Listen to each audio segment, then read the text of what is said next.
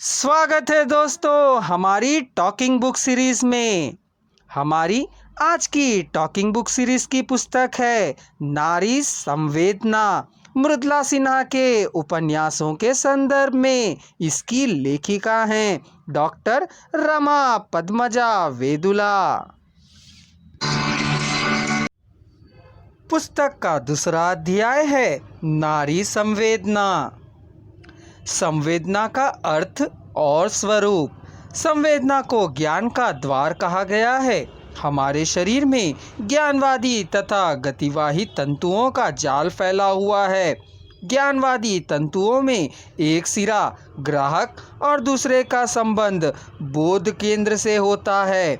कोई भी सूचना ग्राहक के द्वारा तंतुओं से होकर केंद्र में पहुंचती है। बोध केंद्र सूचना देता है, मस्तिष्क गतिवादी तंतुओं को सूचित करता है और प्राप्त सूचना की प्रतिक्रिया होने लगती है। इसी ज्ञान को संवेदना कहते हैं। संवेदना सबसे साधारण मानसिक अनुभव और मानसिक प्रक्रिया का सामान्य रूप है। यह ज्ञान प्राटिल की पहली सीढ़ी है। शुद्ध संवेदना मनोवैज्ञानिक कल्पना ही है। परिभाषाएं। जेलोंटा के अनुसार संवेदना एक साधारण ज्ञानात्मक अनुभव है। A sensation is an elementary cognitive experience. James के अनुसार संवेदनाएं ज्ञान के मार्ग की पहली वस्तुएं हैं। Sensations are first things in the way of consciousness। Holland के अनुसार संवेदना शब्द का प्रयोग सब वर्णन करने के लिए किया जाता है।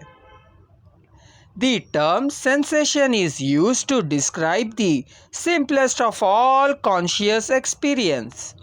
संवेदना से प्राप्त ज्ञान मनोक्रिया का प्रथम चरण है। संवेदना सभी प्रकार के ज्ञान की अनुभूति नहीं की जा सकती। नारीवाद और नारी संवेदना।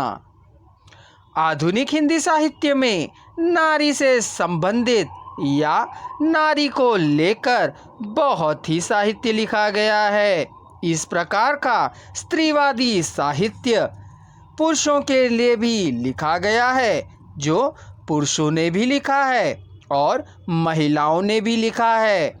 उस लेखन के नए नए पहलू आए, उनमें से एक है नारी संवेदना। संवेदना स्त्री या पुरुष में समान रूप से होती है।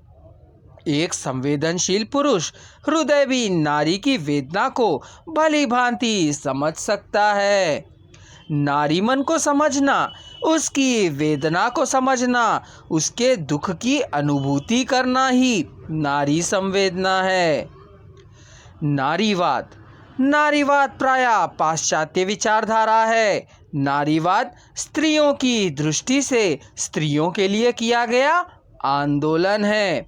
नारीवाद पुरुषों का विरोधी नहीं, बल्कि पुरुष प्रधान व्यवस्था और उसके द्वारा होने वाले नारी शोषण का विरोधी है।